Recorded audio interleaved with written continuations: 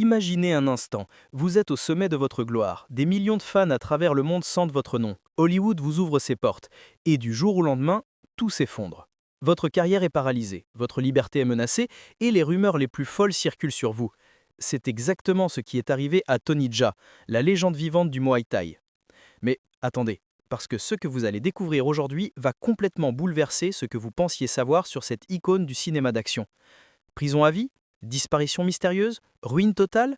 Restez jusqu'à la fin, car la réalité dépasse de loin tout ce que vous pouvez imaginer. Et avant d'aller plus loin, si vous aimez découvrir la vérité derrière les plus grandes célébrités du monde, abonnez-vous maintenant à Les Célébrités du Monde et activez la cloche pour ne rien manquer de nos prochaines révélations exclusives. Avant de plonger dans le cœur de cette histoire incroyable, prenons un instant pour comprendre qui est réellement Tony Jaa. Ce nom résonne comme un coup de tonnerre dans l'univers des arts martiaux. En 2003, il débarque sur nos écrans avec un film qui va révolutionner le genre. Ong Bak, le guerrier du Muay Thai. Ce n'était pas juste un film d'action de plus, c'était une déclaration de guerre au cinéma traditionnel. Pas de cascadeur, pas d'effets spéciaux, juste un homme et son corps transformés en arme absolue. Tony Jaa n'était pas comme les autres. Là où Jackie Chan utilisait l'humour et Jet Li la grâce, lui apportait une brutalité pure, une authenticité sauvage qui n'avait jamais été vue auparavant. Chaque coup de coude, chaque genou volant, chaque saut impossible était réel. Et le monde entier est tombé sous le charme de ce combattant thaïlandais qui semblait défier les lois de la physique. Mais derrière cette image de super-héros invincible se cache une réalité bien plus sombre. Une réalité faite de contrats empoisonnés, de batailles juridiques impitoyables et de moments où tout a failli basculer. Alors accrochez-vous, parce que l'histoire que vous allez entendre est celle d'un homme qui s'est battu non pas contre des méchants de cinéma, mais contre un système qui voulait le dévorer vivant. Le piège doré. Parlons d'abord de ce qui a failli détruire la carrière de Tony Jaa avant même qu'elle ne décolle vraiment. Un contrat diabolique. Vous savez, dans le showbiz, il existe une règle d'or que tous les jeunes artistes ignorent malheureusement. Lire attentivement les petites lignes avant de signer quoi que ce soit. Et Tony Jaa a appris cette leçon de la manière la plus douloureuse qu'il soit. Retour en 2003. Jaa est encore un inconnu. Une société de production thaïlandaise, Saamongkol Film International, lui tend la main. Ils lui promettent la gloire, la reconnaissance, tout ce dont un jeune combattant peut rêver. En échange, juste une signature au bas d'un contrat de 10 ans. Sur le papier, ça semble raisonnable, mais dans la réalité, c'était une cage dorée qui allait progressivement se refermer sur lui. Les chaînes invisibles. Imaginez cette situation un instant. Vous venez de révolutionner le cinéma d'action mondial. Votre film génère des millions. Des réalisateurs d'Hollywood, de Hong Kong, de partout dans le monde veulent travailler avec vous. Vous êtes la nouvelle sensation planétaire. Et pourtant, vous gagnez à peine 1600 $ par mois. Oui, vous avez bien entendu, 1600 $. C'est moins que ce que gagne un employé de bureau lambda dans n'importe quelle capitale occidentale. Pendant ce temps, la société qui vous a sous contrat engrange des bénéfices colossaux grâce à votre talent, votre sueur, votre sang. Mais vous, vous êtes prisonnier d'une clause qui vous interdit de travailler pour quiconque sans leur autorisation. Et devinez quoi? Ils refusent systématiquement toutes les propositions extérieures. Chaque opportunité internationale est bloquée. Chaque porte qui s'ouvre est immédiatement refermée. C'est exactement ce qu'il est arrivé à Tony Jaa pendant des années. Il était devenu une superstar mondiale, mais il restait financièrement et professionnellement enchaîné comme un esclave moderne. Et le pire était encore à venir, le renouvellement fantôme. Avançons jusqu'en 2013. Après 10 longues années de servitude contractuelle, Tony Jaa aperçoit enfin la lumière au bout de la tunnel. Son contrat arrive à expiration. Il est libre. Enfin. C'est ce qu'il croit. Parce que Saamongkol Film International avait prévu le coup. Ils avaient anticipé qu'il voudrait s'échapper, alors ils ont mis en place un plan absolument diabolique. Un beau jour, Jaa reçoit une notification stupéfiante. Son contrat vient d'être renouvelé pour 10 années supplémentaires, jusqu'en 2023. Mais attendez, comment est-ce possible? Il n'a jamais signé quoi que ce soit, il n'a jamais donné son accord, alors comment peuvent-ils prétendre qu'il est toujours lié à eux? Voici comment ils ont procédé. Ils ont envoyé les documents de renouvellement non pas à Tony Jaa lui-même, mais à sa sœur. Une sœur avec laquelle il n'entretenait même plus de relations étroites. Une sœur qui vivait dans une région complètement différente de la Thaïlande. Et cette sœur, probablement sans comprendre les implications, a signé le document. Boum! D'un coup de stylo, Tony Jaa se retrouvait piégé pour une décennie supplémentaire. La révolte. Vous imaginez la rage que Jaa a dû sentir à ce moment-là? Toutes ces années à se donner à fond, à risquer sa vie pour des cascades insensées, à faire briger le cinéma thaïlandais sur la scène internationale. Et voilà comment il était récompensé, par une manipulation légale qui le transformait en propriété commerciale. Mais Tony Jaa n'était pas du genre à se laisser faire. Il a publiquement dénoncé cette situation qu'il a qualifiée d'esclavage moderne. Il a engagé une équipe d'avocats pour se battre contre cette injustice. Son argument était limpide. Le contrat initial s'était terminé en 2013 et tout prétendu renouvellement sans son consentement explicite était totalement invalide. La bataille juridique venait de démarrer et elle allait devenir encore plus explosive qu'un de ses films d'action. Puis vint l'année 2015. Pour Tony Jaa, c'était censé être l'année de la consécration internationale. Il venait de décrocher un rôle dans Fast and Furious 7. Vous vous rendez compte de ce que ça représente? C'est l'une des plus grosses franchises de cinéma au monde. Des millions de spectateurs, une visibilité planétaire. Pour n'importe quel acteur d'action, c'est le saint Graal absolu. Pour Tony Jaa, c'était bien plus que ça.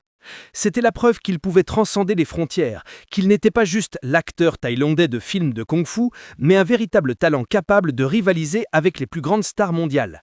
C'était son ticket pour la cour des grands, son moment de gloire, enfin. Mais Saamankhol Film International voyait les choses d'un œil complètement différent. Pour eux, Tony Jaa était leur propriété, leur investissement, leur poule aux œufs d'or. Et il n'était absolument pas question qu'ils s'envolent vers Hollywood sans qu'ils récupèrent leur part du gâteau. Alors ils ont frappé, et ils ont frappé fort. D'abord, une conférence de presse publique pour humilier Tony Jaa et l'accuser d'avoir trahi leur confiance. Ensuite, une attaque juridique d'une ampleur hallucinante. Une poursuite de 49 millions de dollars. Vous avez bien lu, 49 millions de dollars. Et ils n'ont pas poursuivi uniquement Jaa, non, ils ont également traîné en justice Universal Pictures et United International Pictures. Le raisonnement, nous avons investi des fortunes pour transformer cet homme en star. Maintenant qu'il récolte les fruits, nous exigeons notre dû.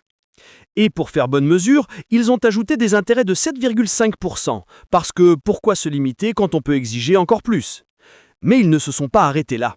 En 2015, ils ont obtenu une ordonnance judiciaire pour bloquer la sortie de Fast and Furious 7 en Thaïlande. Réfléchissez une seconde à la folie de cette situation.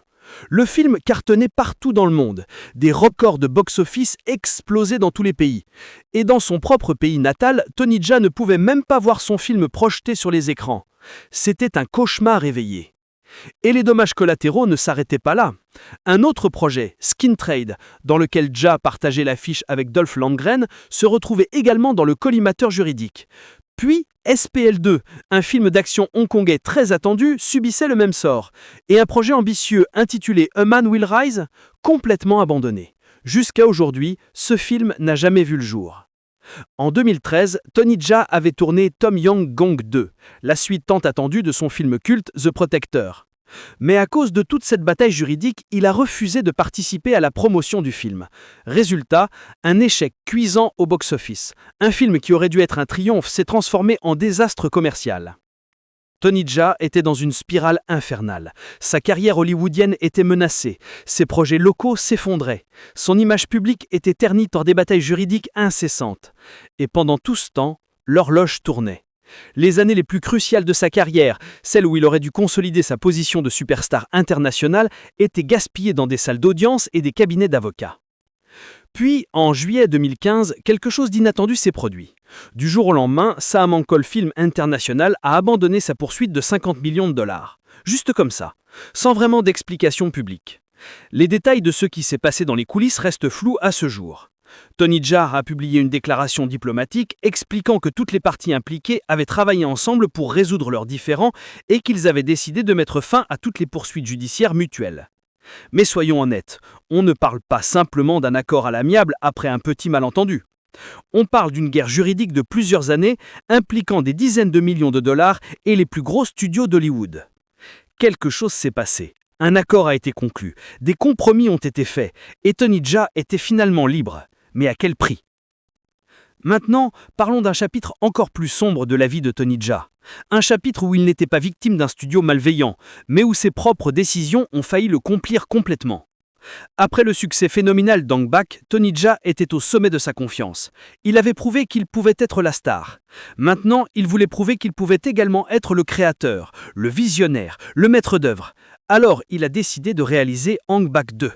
Et non seulement jouer dedans. Non, il voulait tout contrôler. La réalisation, la chorégraphie des combats, la production. Il a même créé sa propre société de production Iara Film pour avoir un contrôle total sur le projet. Sur le papier, c'était une décision audacieuse et inspirante. Dans la réalité, c'était une recette pour le désastre absolu. Le budget initial de Ong Bak 2 était fixé à 100 millions de bahts thaïlandais. C'était déjà ambitieux, mais gérable pour un film de cette envergure. Mais très vite, les choses ont commencé à déraper. Les coûts ont explosé, les jours de tournage se sont transformés en semaines, les semaines en mois et les mois en années. Au bout de 2 ans de production chaotique, le budget avait dépassé 300 millions de bahts, triple le montant initial, et l'argent continuait de s'évaporer à une vitesse terrifiante. Tony Jaa se retrouvait dans une situation impossible. Il était simultanément acteur principal, réalisateur, chorégraphe et producteur. C'était tout simplement trop pour une seule personne, même pour quelqu'un d'aussi talentueux et déterminé que lui. Des témoignages de l'époque révèlent à quel point la pression était devenue insoutenable. Un cadre de Saamankor, dont la famille finançait le projet, a raconté que Tony Jaa était si submergé qu'il avait besoin de prendre du recul juste pour conceptualiser les séquences de combat finales du film. C'était pas une simple pause créative, c'était un homme au bord de l'effondrement, incapable de voir où il allait. La production était dans un état de chaos total. L'équipe ne savait plus qui était vraiment aux commandes. Les investisseurs paniquaient en voyant les budgets exploser sans fin en vue. Et Tony Jaa, il était en train de se noyer sous le poids de responsabilités qu'aucun être humain ne pourrait supporter seul. Puis, en juin 2008, l'impensable s'est produit. Tony Jaa a disparu. Pas disparu métaphoriquement, disparu littéralement. Un jour, il était sur le plateau de tournage, le lendemain, plus personne ne pouvait le joindre. Son téléphone était éteint, ses proches ne savaient pas où il était, la production était abandonnée en plein milieu du chaos. Les rumeurs ont commencé à circuler immédiatement. Certains pensaient qu'il avait été blessé lors d'une cascade qui avait mal tourné, d'autres spéculaient sur un enlèvement, d'autres encore évoquaient une dépression nerveuse. Son mentor, Panarit Kraya, est même allé explorer des grottes méditatives isolées, pensant que peut-être Jaa avait cherché refuge dans la spiritualité pour échapper à la folie de sa vie. Pendant des semaines, personne ne savait. L'industrie du cinéma thaïlandais était sous le choc. Comment une star de cette magnitude pouvait-elle simplement disparaître sans laisser de traces ? Finalement, un journal thaïlandais a réussi à le localiser. Il n'était pas dans un hôpital, il n'avait pas été kidnappé, il n'était pas dans une grotte mystique, il était dans ce qu'on a décrit comme une maison sécurisée, visiblement épuisée, vidée de toute énergie, défait. La vérité qui est émergée était déchirante. Tony Jaa avait financé une partie significative de la production de Ong Bak 2 avec son propre argent.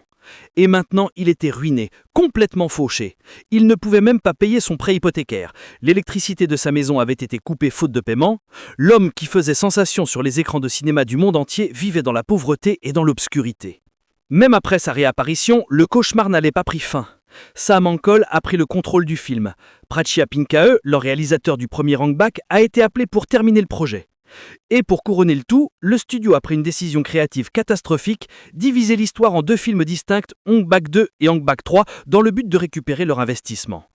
Cette décision a complètement brisé la cohérence narrative. Les 2 films se sont sentis incomplets, décousus, comme des morceaux arrachés d'un puzzle qui ne s'emboîte plus correctement. Pour Tony Jaa, c'était l'humiliation ultime. Son projet passion, sa grande vision artistique, lui avait été arraché des mains et mutilé devant ses yeux. En mai 2010, Tony Jaa a fait un choix radical qui a choqué le monde. Il a quitté l'industrie du cinéma et est devenu moine bouddhiste. Ce n'était pas un coup de publicité, ce n'était pas une pose à glamour, c'était un homme brisé cherchant désespérément la paix intérieure après des années de tourments. Il avait tout perdu, sa fortune, son contrôle créatif, sa santé mentale. Alors il a choisi de tout abandonner pour trouver le silence et la sérénité dans un monastère.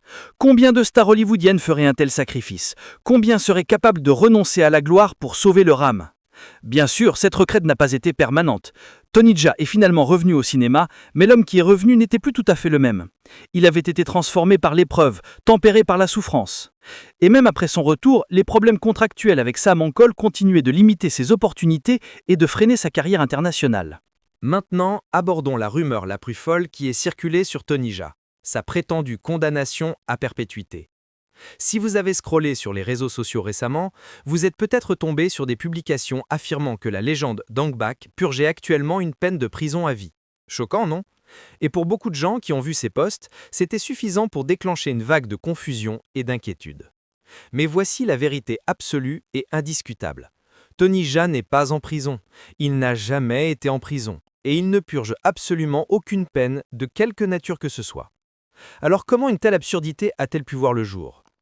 Comme souvent avec les rumeurs de célébrités, celle-ci est née d'une confusion totale entre la fiction et la réalité. Les gens ont mélangé les rôles que Tony Jaa a joués au cinéma avec sa vie réelle.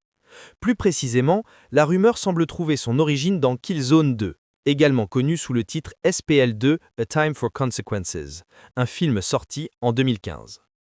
Dans ce film, Tony Jaa incarne un gardien de prison.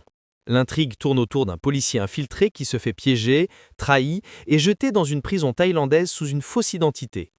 C'est un scénario intense, dramatique, parfait pour un thriller d'action. Mais voilà le problème. Certaines personnes ont littéralement cru que l'acteur vivait réellement cette histoire. Ils ont transformé le scénario du film en biographie supposée de Tony Jaa. C'est à la fois hilarant et inquiétant de voir à quelle vitesse la fiction peut être acceptée comme réalité dans notre ère numérique. Les choses se sont compliquées davantage lorsque Tony Jaa a pris du recul par rapport au projecteur pendant un certain temps. Dans l'esprit du public, quand une célébrité disparaît de la scène publique, les gens commencent immédiatement à imaginer les pires scénarios possibles.